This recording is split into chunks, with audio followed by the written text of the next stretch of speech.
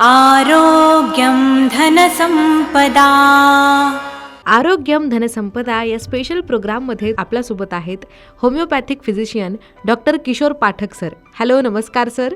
तर सर, आता सध्या पावसाळ्यानंतरचा हा काळ आहे, तर या दिवसांमध्ये सुद्धा डेंग्यूचे पेशंट्स आपल्याला जास्त बघायला मिळतात. तर या वातावरणाविषयी आणि डेंग्यूची नेमकी लक्षणं काय असतात याविषयी आम्हाला काही सांगा. एकतर पावसाळ्यामध्ये आणि पावसाळ्यानंतर 1-2 महिने आढळणारा हा डेंग्यू आजार आहे. डेंग्यू आजार हा डेंग्यू व्हायरसेसपासून होतो. यात डेंग्यू 1, 2, 3, 4 म्हणजे 4 प्रकारचे व्हायरसेस असतात साधारणतः. त्यांच्यापासून हा डेंग्यू व्हायरस होत असतो, म्हणजे डेंग्यू आजार होत असतो. आणि हा कीटकजन्य आजार आहे. डेंग्यू आजार जो आहे, एडिस इजिप्तिस नावाची जी मादी आहे, ती मादी चावली मनुष्याला की हा डेंग्यू आजार संक्रमित होतो. म्हणजे या डासाच्या, म्हणजे आता आपण मलेरिया बघितलं, पूर्वी मलेरिया व्हायचे भरपूर, आता मलेरियांचं प्रमाण कमी झालं. आता बॅक्टेरियल प्रोटोझोल आजार संपून विषाणूजन्य आजारांची नांदी सुरू झालेली आहे मोठ्या प्रमाणात सध्या. याचं एक कारण आहे की पर्यावरणावर होणारा परिणाम.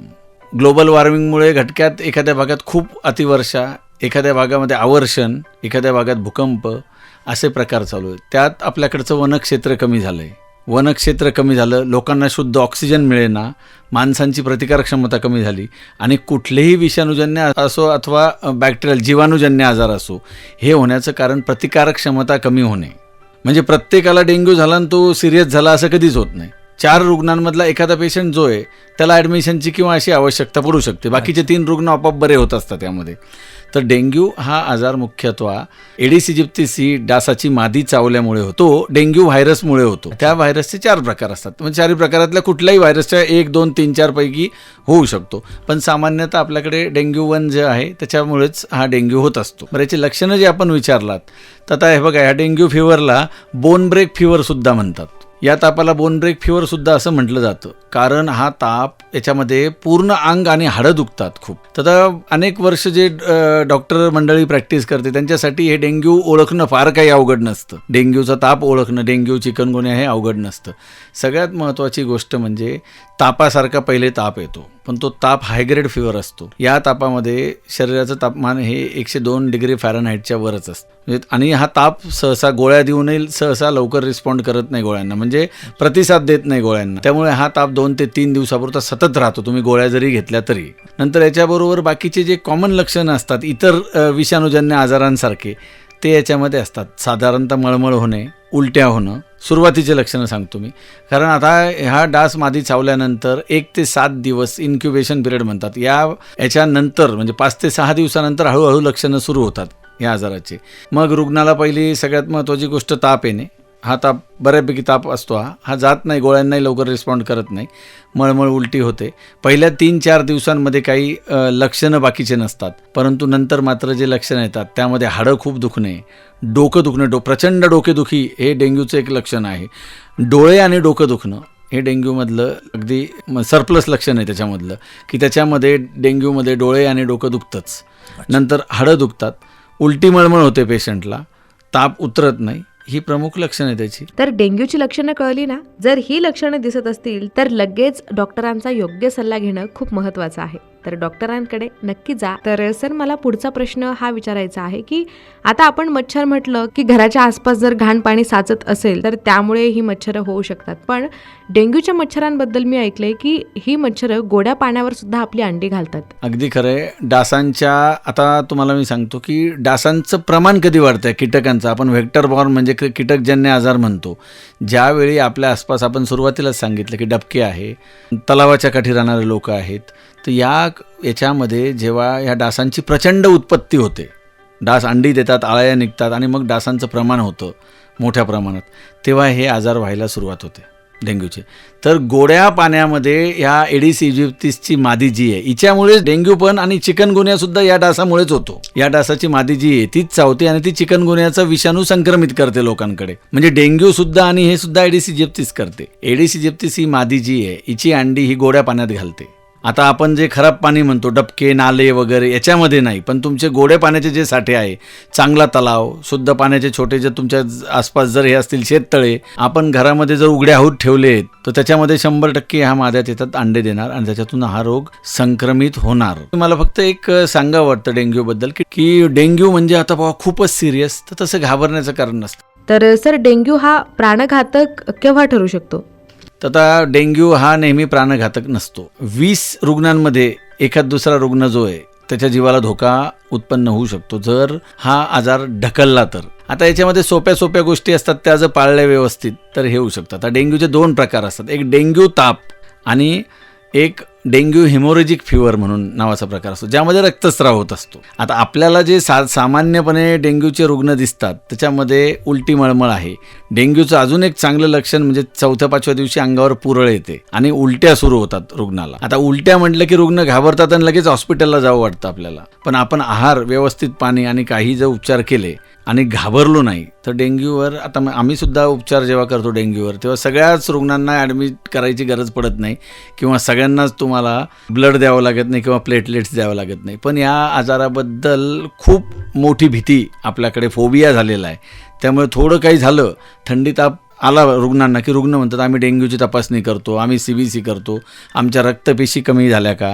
6 ते 7 दिवस झाल्यानंतरच रुग्णाची डेंग्यू टेस्ट वगैरे पॉझिटिव्ह येत असते. तुम्हाला CBC, तुम्ही सिंपल तपासणी जी असते कम्प्लीट ब्लड काउंट, हिच्यामध्ये बऱ्याच वेळी प्लेटलेट कमी येऊ शकतात सुरुवातीला, ते एक निदान म्हणून धरलं जातं. अच्छा, तर सर, डेंग्यूच्या पेशंट्सने आहार कसा घ्यावा? अगदी उत्तम प्रश्न आहे हा. एकतर डेंग्यूचा रुग्ण, आता मी तुम्हाला सांगतो, भरपूर ताप आहे, अंगातलं पाणी कमी होतंय, घाम येतोय रुग्णाला, भरपूर ताप म्हणजे थोडाफार घाम येणारच त्याला, आणि शरीराचं तापमान वाढल्यावर अंगातलं पाणी कमी होतं. उलट्या करून सुद्धा रुग्णांचं पाणी कमी होतं. बऱ्याच रुग्णांना जुलाब सुद्धा होतात या डेंग्यूमध्ये. अंगावर पुरळ येणे, उलट्या होणे, खूप ताप असणे, कोणाच्याही छातीत धडकी आणि भरेल. योग्य उपचार तर डॉक्टरांचा घेतलाच पाहिजे, डॉक्टरांकडे जाऊन आलं पाहिजे. याचा अर्थ ॲडमिटच व्हायला पाहिजे असं नाही. मग त्यानुसार आपल्याला याच्याबद्दल सगळे उपचार मिळू शकतात. एकतर हा बोन ब्रेक फिवर याला म्हणतात, कारण हाडं खूप दुखतात, प्रचंड डोळे डोकं दुखतात, मनुष्याला सुधरत नाही, चव जाते, भूक नष्ट होते, भूक लागत नाही डेंग्यूच्या पेशंटला, खूप थकवा येतो, नंतर घाम येतो 3-4 दिवसानंतर ताप उतरल्यानंतर. तर मग याच्यानंतर जर काही रुग्णांना हिरडीतून, नाकातून रक्त आलं, ज्याला हिमोरेजिक फिवर आपण म्हणतो, डेंग्यू हिमोरेजिक फिवर, त्यामध्ये मात्र रुग्ण गंभीर होऊ शकतात. आता याच्यामध्ये ज्या रक्त तपासण्या ज्या आहेत किंवा प्लेटलेट्स ज्या आहेत, या प्लेटलेट्स कमी होतात. खरं तर आपल्या शरीरामध्ये 1.5 ते 4.5 लाख इतक्या ह्या प्लेटलेट्स असतात, रक्तपेशी ज्या आहेत ह्या नॉर्मली असतात. परंतु ह्या जर कमी झाल्या, 45,000 वगैरेच्या पेक्षा कमी आल्या, तरच तुम्हाला ॲडमिशन आणि म्हणजे रक्त वगैरे देणं हे आवश्यक असतं. बाकीच्या वेळी नसतं. परंतु आजकाल ही फॅशन झालेली आहे की पेशंट आला की त्याला ॲडमिट करायचं. 1 लाख जरी पेशी झाल्या तरी लगेच घाबरून टाकायचं, असं काही नसतं. 1.5 म्हणजे 1.5च पाहिजे असं कधीच नसतं. मी तेच सांगतोय की ह्या पेशी वगैरे ह्या गोष्टी आत्ता आपल्याला कळायला लागल्या. तर फॅमिली डॉक्टर असो, फिजिशियन असो, हा कन्सेप्ट आपल्याकडे मोडत चाललेला आहे. आजकाल सगळं म्हणजे जग जे हे बिझनेसमॅन झालेलं आहे. पण काही मुठभर चांगले डॉक्टरसुद्धा आहेत त्याच्यामध्ये की जे सुद्धा रुग्णांना आधार देतात, मानसिक आणि कमीत कमी औषधात हे होतात. आणि प्रतिकारक क्षमतेवर आपण जे म्हटलात, तुमची प्रतिकारक क्षमता चांगली कधी राहील? तुम्हाला शुद्ध हवा, शुद्ध पाणी, शुद्ध जेवण मिळालं तर. आपण बघतो आपण सगळं बनावट भेसळ खातोय, त्यातही आपण आपली जीवनशैली जी आहे ती पाश्चात्य पद्धतीने जगतोय सध्या. जागरणं करणे, cold drinks, junk food, fast food, हे याच्यामधले मोठे फॅक्टर आहेत आजार वाढवणारे आणि प्रतिकारक क्षमता कमी करण्यामागे. आजार झाल्यानंतर प्रतिकारक क्षमता जपण्यासाठी आपल्याला अनेक गोष्टी करायच्या आहेत. त्यात औषधोपचार आहे, पण आहारसुद्धा आहे, त्याच्यावर सुद्धा आपण बोलूच. आता डेंग्यूच्या रुग्णाला उलट्या होत असतात, त्यामुळे आपल्याला साधे पदार्थ खायचे. याच्यामध्ये साध्या पदार्थांमध्ये काय येणार? डाळ, भात, खिचडी, भाकरी, दूध हे आपण रुग्णाला देऊ शकतो. फळांमध्ये आपण सफरचंद, तर पपई ही आपली भारतीय फळं चांगल्या पद्धतीने देऊ शकतो. रवा, उपमा, शिरा हे पदार्थ जे हे सगळ्यात उत्तम आहे. त्याच्यात आपल्याला माहितीच याच्यामध्ये चांगल्यापैकी प्रोटीन आणि सत्व आहेत, ज्यांनी प्रतिकारक क्षमता रुग्णाची वाढू शकते आणि पचू शकतात. ते आपल्याला रुग्णाला पचलं पाहिजे याच्यामध्ये आणि त्याला पोटाला त्रास झाला नाही पाहिजे. मग त्यासाठी पचतील असे हलके हलके पदार्थ आपल्याला यात खायचे आहेत. अच्छा सर, आपल्या इथे काही दुखलं की लगेच मेडिकलमध्ये जाऊन एक गोळी घेतली जाते. तर डेंग्यूची सुरुवातीची लक्षणं एवढे जास्त सिव्हिअर नसतात, त्यामुळे हा प्रकार डेंग्यूच्या बाबतीतही होतो. तर याविषयी काय सांगाल? आपल्या डॉक्टरांना दाखवून त्यांना हे केलं पाहिजे की मला असा ताप आहे, 3 दिवसापासून मला ताप होतोय, उलटी मळमळ सारखं होतंय. लगेच तपासणी करण्याची गाणी, पण डॉक्टरांचा वैद्यकीय सल्ला घेतला पाहिजे. आता हा सल्ला घेतल्यानंतर उपचार डॉक्टर ठरवतील. आता ताप आणि डेंग्यूसाठी सगळ्यात महत्त्वाची गोष्ट म्हणजे तुम्ही कुठेही किती तज्ज्ञ डॉक्टरला विचारलं आणि पुस्तकात कुठे जरी बघितलं तुम्ही, तर तिथे डेंग्यूसाठी असा परफेक्ट उपचार नाहीये. तुमची प्रतिकार क्षमता जागेवर आणणे हाच त्यासाठी उपचार आहे. म्हणजे तुमची ताकद वाढवणे, जी ताकद डेंग्यूमुळे कमी झालेली आहे ती ताकद तुम्ही नॉर्मल आणणे, म्हणजे तुम्ही पहिल्यासारखे होणे. त्यासाठी काय करायचे तर विश्रांती सगळ्यात महत्त्वाची आहे. याच्यानंतर भरपूर पाणी पिणं गरजेचं आहे, खूप पाणी प्यायचं. याचा अर्थ 5 लिटर पाणी प्या असं नाही. तापात पाणी माणसाला जात नाही, मळमळ शिसारी असते. 2.5-3 लिटर पाणी जरी पिलं, 2.5-1 लिटर तरी पुष्कळ आहे. नेहमी आपण 3.5-4 लिटर पाणी पित असतो. रुग्णाने 2-2.5 लिटर पाणी जरी पिलं तर ते सफिशियंट होतं. विश्रांती कंपल्सरी पाहिजे. विश्रांती आणि आहार मी तुम्हाला सांगितलं. मध्यंतरी खूप ॲड झाली की किवी फळ, ड्रॅगन फ्रूट द्या. असं कुठेच लिहिलेलं नाही की ड्रॅगन फ्रूट किंवा किवी खाल्ली आणि लोकांच्या प्लेटलेट वाढल्या आहेत. परंतु आता ही चेन झालेली मार्केट चेन. आता ते किवी फळ असो, ड्रॅगन फ्रूट असो, आपण किंमत बघतोय त्यांची. एक तर भारतीय नाही आहे, आपण समशीतोष्ण कटिबंधात राहतोय. आपल्या भागातले जे फळं येतात ते आपण खाल्ले पाहिजे. त्यात खनिज, लोह सगळं असतात. आता तुम्हाला मी यासाठी उत्तम फळं सांगतो भारतीय. पपई, चिकू, सफरचंद हे पचायला सोपे, हलके, पोटात त्रास न होणारे आणि जास्तीत जास्ती प्रोटीन, आयर्न आणि व्हिटॅमिन देणारे फळं आहेत. तुम्ही डेंग्यूमध्ये दूधसुद्धा देऊ शकतात रुग्णाला. मांसाहाराची गरज नसते. मला सांगा, जिथे उलट्या होतात तिथे हे मांसाहार कसा पचेल?